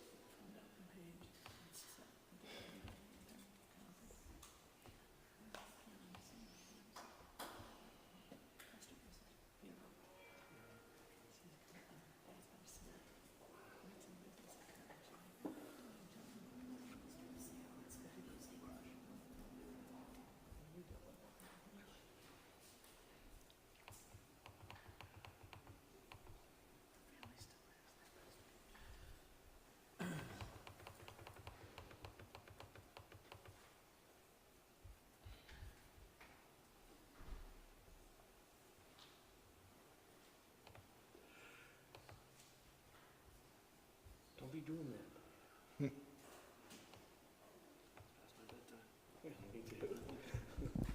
I was going to tell you while we were waiting, I would suggest we do a restroom break, but unfortunately, we've discovered all the restrooms are locked. that's a bad thing. Yes, sir, it is. You know what, the one, it's the family one on the east side, I used it earlier unless they locked it. Right outside here. Yeah. It's locked now. Oh. So if you see staff disappearing for a few minutes, that's why.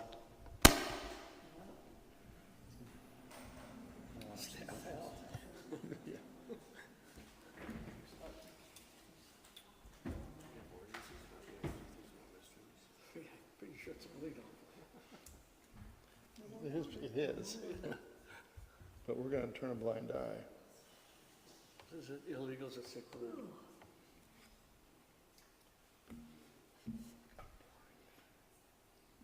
While they figure out the IT on this, should we push it to the other side of executive session? We can do that too, except that it's gonna be right here, so. So do we need this, do we need the presentation? You can't explain this yourself? I mean, The PowerPoint, I can explain the proposal, but the PowerPoint presentation has the current design and the modifications requested by council at the last session. So it is something that we wanted to review with you and show how the changes were implemented and how we worked with the designers. Right. And as a result of that, we request to proceed to the final design phase with utilizing the proposal that's part of the packet. I don't want to go there. Different than this. Now, this will not be an approval, it's more of allowing us to proceed to the final design, because we will go through DRB and RPG and get their approvals through the process, come back to council in December.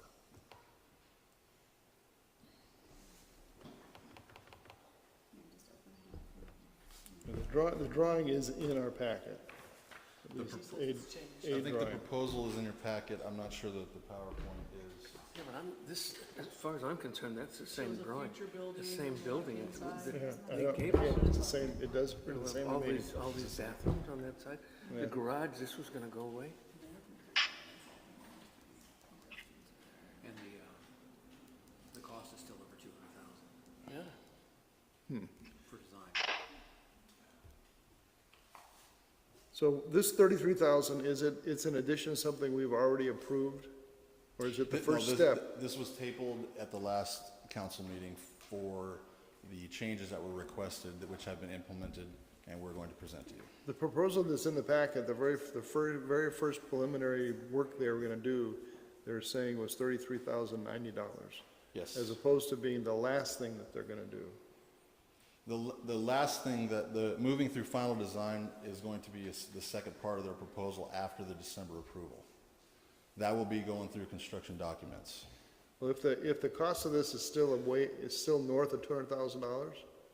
Like, we were what was it, $1 million? It was roughly $200,000, but we have not negotiated the final design contract. This portion of the $33,000 is for them to proceed with the final preliminary design that will go through DRB and RPG. The problem the council had with all of this really was the cost of the building. Which has been modified with this. You have it on your PowerPoint? Yes, sir. I'll try to make this quick because I know we're getting close to 10 Everyone's o'clock. getting cranky. So I'll start with the project progression. It's very similar to what we saw last time, right? We gave a July presentation to council. We're now in September. The next steps moving into the reviews with RPG, DRB, getting the approvals, and coming back to council in December. I'm going to bypass these. Are the exact same. So initial drafts, the first draft, these all occurred in the beginning parts of the year. We moved on to the preliminary design where we took it to the public, received feedback, and made it towards the final design that was in July. That was what was proposed to council. Itemized changes after the council, during the council meeting and after, was to reduce the overall project costs, reduce the size of the exterior bathrooms, the stalls, and make it more consistent with the bathroom facilities that the city does offer in the other parks. Modifying the garage and the trailer storage configuration, that of all things, when we proposed to use this facility as a shared use and scout facility, the garage itself was an item that set it aside and gave more specific use to the scouts than any part of the other facility. And then optimize the lodge size for the anticipated groups instead of just focusing on scout use. Through the discussions in July and previous, the way that our design team essentially sized the buildings was for the higher traffic and higher end use. Basically, how many people can we fit in there for the different groups that are going to use it, rather than looking at the anticipated space for the use type and the equipment and the furniture that are going to be in there. We looked at comparable events from recent events, scout meetings, depending on if they're having individual meetings or having, all the groups there at once with parents. It's anywhere between 20 and 100. And where do they do those now? They do those now in the Scout Lodge. They alter the times, or else they have meetings where they specifically request for parents to essentially drop the kids off and just have the kids in there. This was a specific discussion we had during the process with the stakeholders. It would be very efficient to have all the groups there at once for orientations, new scouts, things like that. State of the city in 2019, 110 people moved to 162 in 2020 before COVID, and then this year was 100 or so people. Managers meetings, we went back and looked at the attendance, 60 to 60 plus in 2022.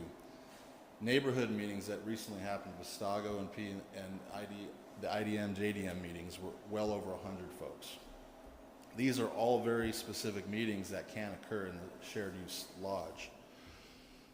Option A, this was presented to council in July. The estimated cost was just short of 1.2 million, and if you look at the right, the grand total is just under 4,800 square feet.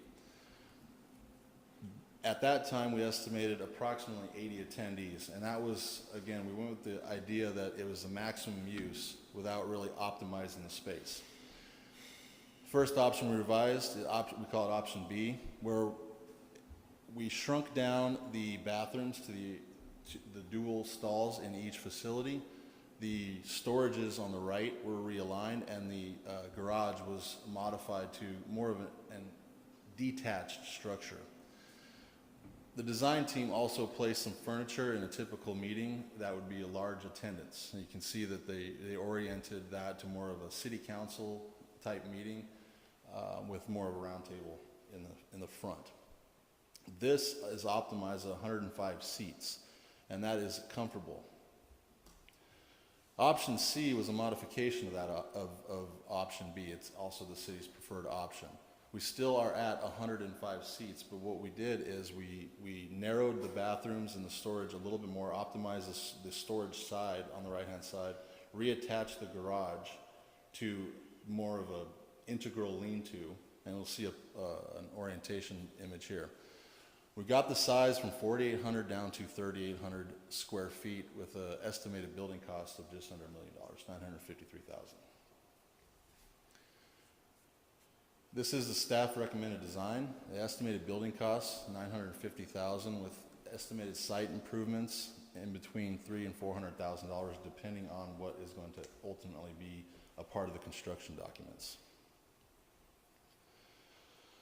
This is a rendering of the recommended option. If you recall, the bathroom stuck out quite a bit more, and the garage also. So we shortened it up by over 1,000 square feet on either side. We optimized the windows so that they weren't a prison style as we described them from before, where they were slot type windows. And the modification of we call it the faux wood, is now a steel fascia that'll be made to look like faux wood. This is another rendering, a 3D view looking northeast from Fairway. And these are several interior views. I'll kind of slip through these. This is looking south towards the entrance, so we're looking towards Fairway. With that, I entertain any questions on this modified design. I need to understand the money. How much have we paid not you, but paid so far for these drawings, or how much are we committed to? So far, we have spent approximately $50,000 on the preliminary design.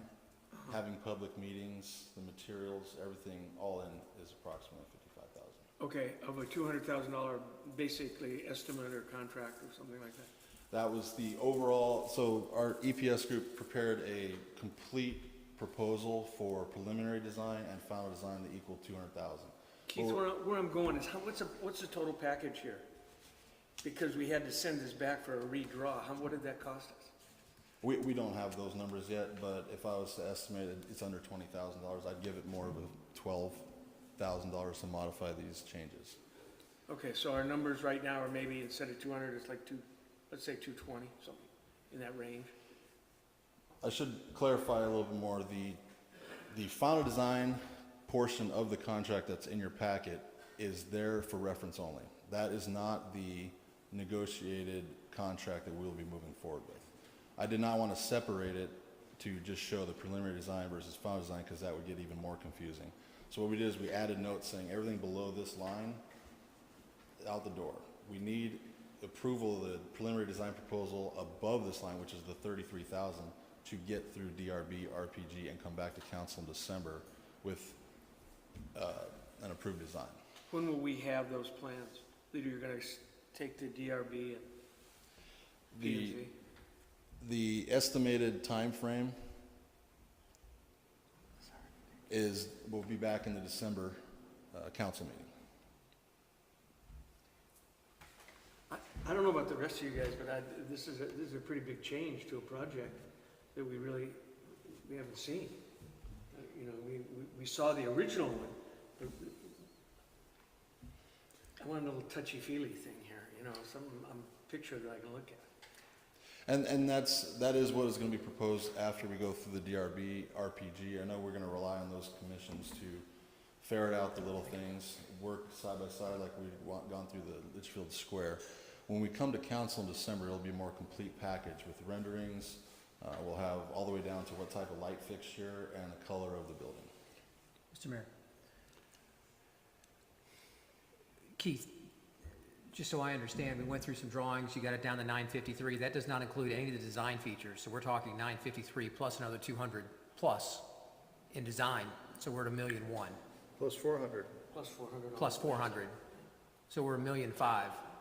Yes, sir. As a rough all-in before construction costs have just gone through the roof. Yeah, and current budget is $1.25 million. Before the summer, it was a little less than that. We beefed it up for the anticipated costs when we were working on the FY23 budget. Since then, costs have continued to go up. It is not surprising that we are going to exceed the budget by about $200,000 because of that. And part of our concern, if I remember correctly, was that we had roughly $240,000 in design costs, just in design cost in the initial proposal in July. And we're still not far off of that. We are at, as we kind of calculated, we're at about 60,000 plus the 33,000 we're requesting today. So that puts us at 90. I would anticipate our final CDs, construction document design costs, are in the neighborhood of 150,000. So with that, 240. we're at about 210, 215. No, it's with what you just went through, it's 60 and 30, and that's 150, I think. So that's 240. You're right. Yeah. And the problem is we really have, this project has gotten totally away from what we originally started with in terms of the intent.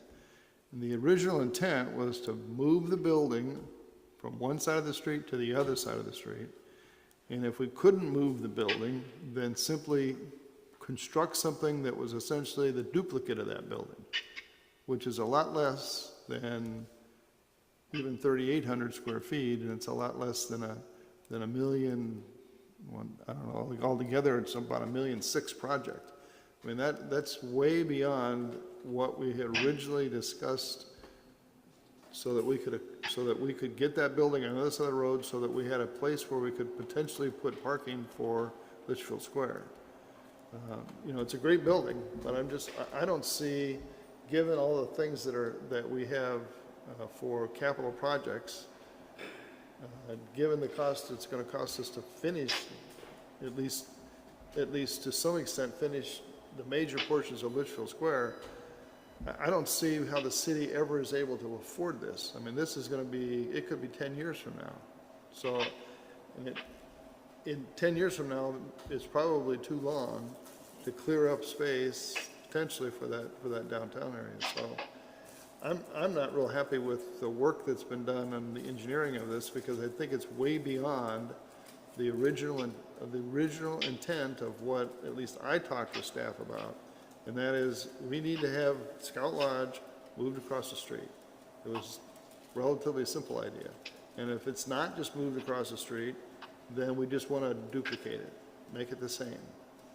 Not make it, I mean, literally, Scout Lodge now, is it 1,200 square feet, 1,500 square feet? The current? Yeah, 2,000 square feet? 2,000 total building footprint, not including storage. So even this shrunk down version is still double what it is right now. And I'm sure it's a great building, but I just don't know that we have the funds to construct it. Yes. I thought in some of the meetings, the Boy Scouts were going to kick in some money. I mean, they talked about fundraising and going to some of their own, and I don't know what, I mean, I thought they were talking about substantial, not $1 million, but. Yeah, I mean, this is, by the time we get done paying for the building and designing the building and landscaping the building, you've got $1.6 million, $1.7 million. And I just don't see our budget doing that. And am I crazy, Keith? Did we have some conversations about that? The Boy Scouts kicking in, and Lance and Tim Smith were sitting there, and Mike Hirth, and So I mean, I don't know if it's going to matter and still be 1.6, but. Yeah, I just have a problem us going down. We get on a path that we're going down and going through and getting a nice building design, getting DRB to approve it, getting a P&Z to approve it. And then we say, oh my God, we don't have any room in this budget to build this building. Is this building more important than the wall on Camelback Road? Those are the kind of discussions that this council has to have to see if we're really going to allocate these funds for that versus, we have a list of, I don't know, how long is our capital improvement list already? It's huge. And some of them are very important projects. How much of this has been delay? Because we've changed it too. I don't know. How much? $500,000 more? Because of, not that. The delay, well, there are the non-tangibles that would be hard to capture because of construction cost increase. I will say that the extension from July to September is probably the biggest delay, which is a few months, and of course we all know construction prices are increasing. To answer your previous question, Councilmember Donahue, the Scouts have discussed, the last discussion was $100,000 to $175,000. I would say that a majority, if not all of that, is going to go to things such as furnishings, doing very specific, maybe the log areas around the fire pit, things like that. It will not make a huge dent, but it is something that they can contribute.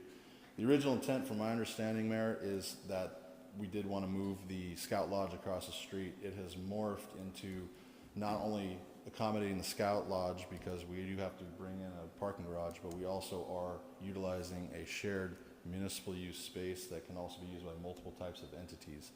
That in itself can throw a monkey wrench into any plan, because now we're having to accommodate multiple groups, multiple stakeholders. The price tag does increase.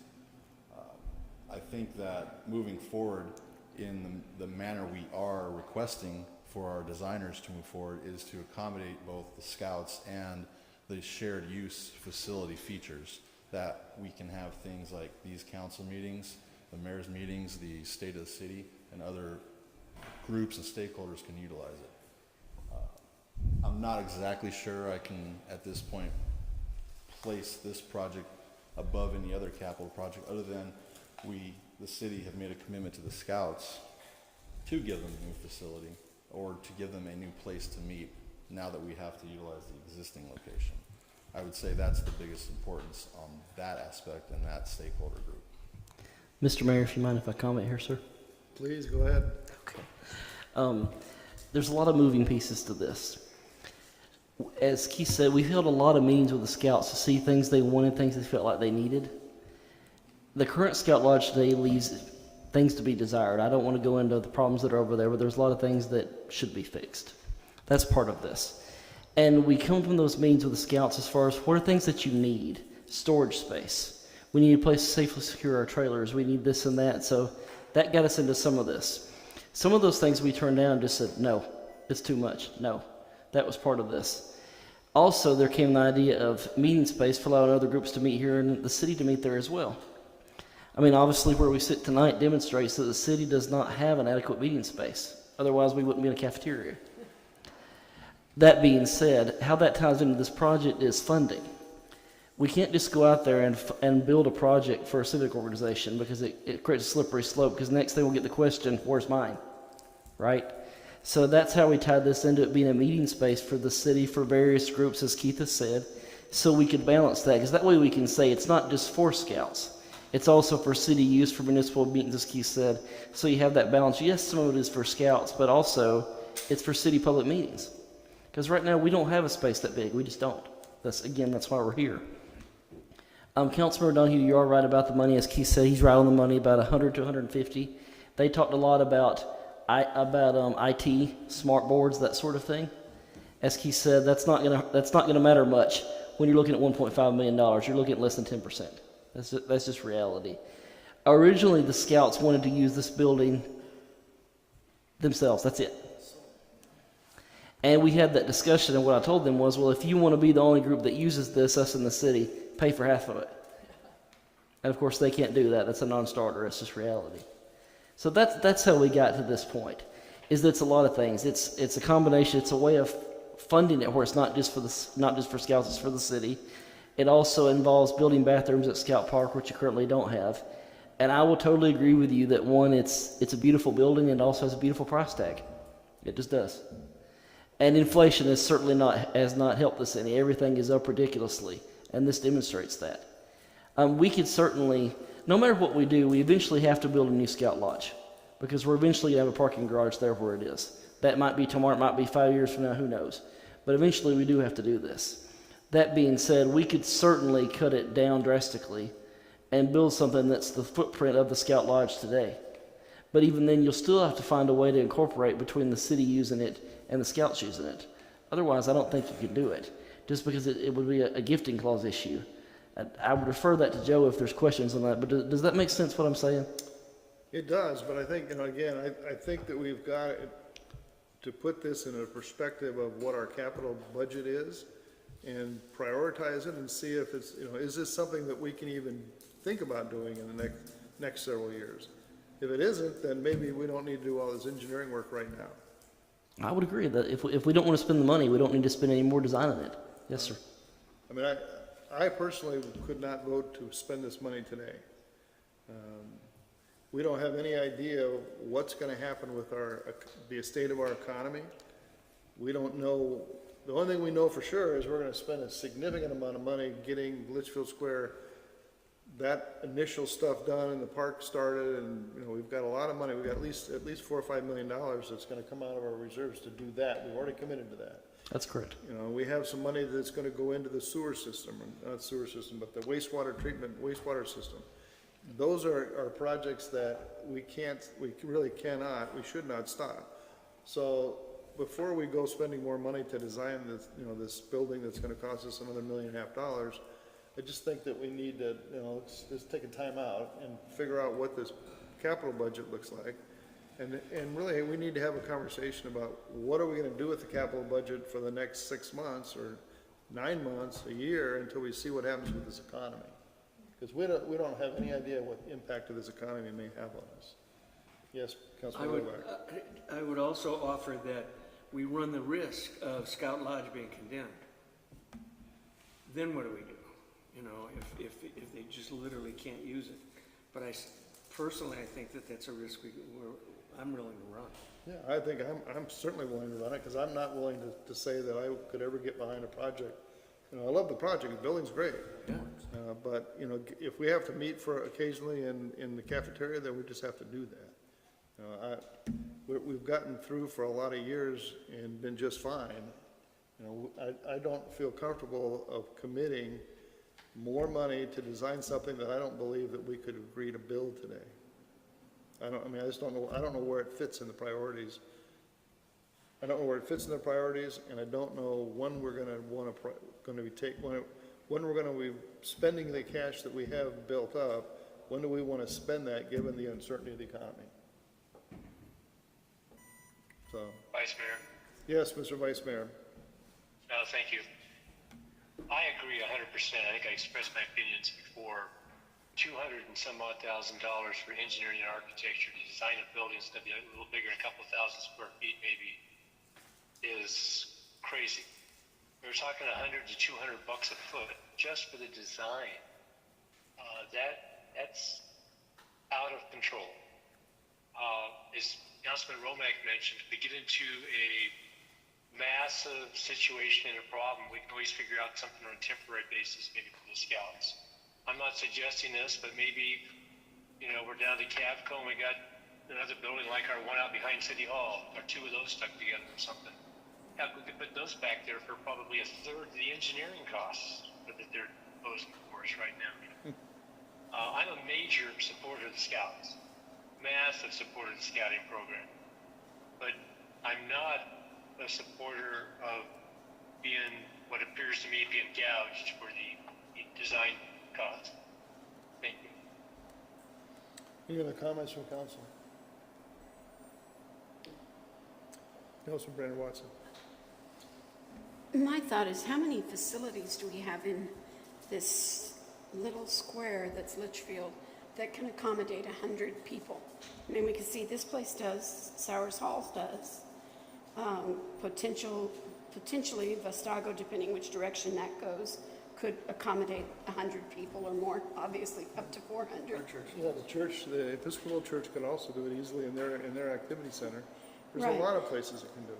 You know, so maybe we need to back this back down to, you know, what we initially started with. And I don't know if we're taking away Scout Lodge, can we replace Scout Lodge?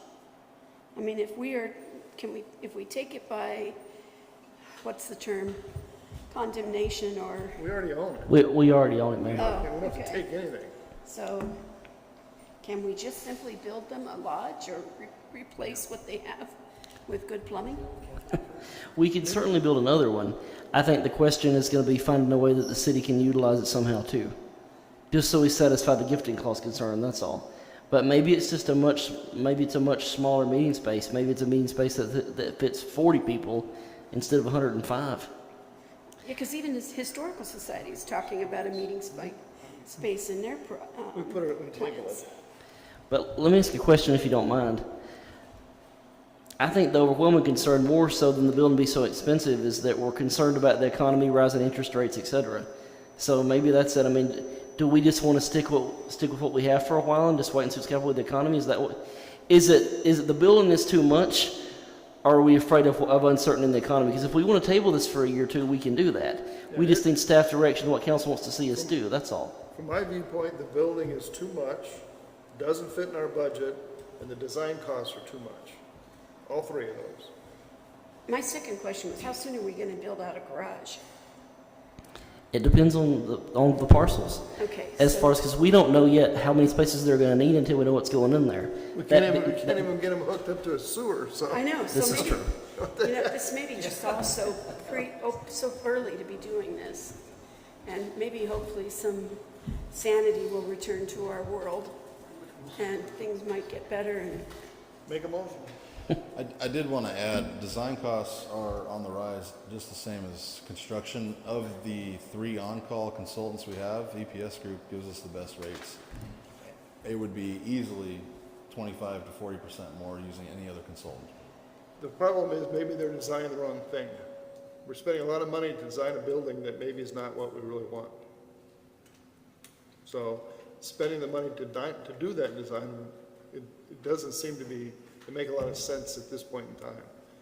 That's my problem. I mean, the amounts are, I think they're quite large for architectural kind of work, the work that's going to be done for, for a 4,000 square foot building. I mean, it doesn't sound like, it is $50 a square foot just to do the design work. That does include site work, so it is the full package. I did want to add that. Would you like to see us, I'm sorry if it seems like an obvious question, but would you like us to try to cut this design down by 60%?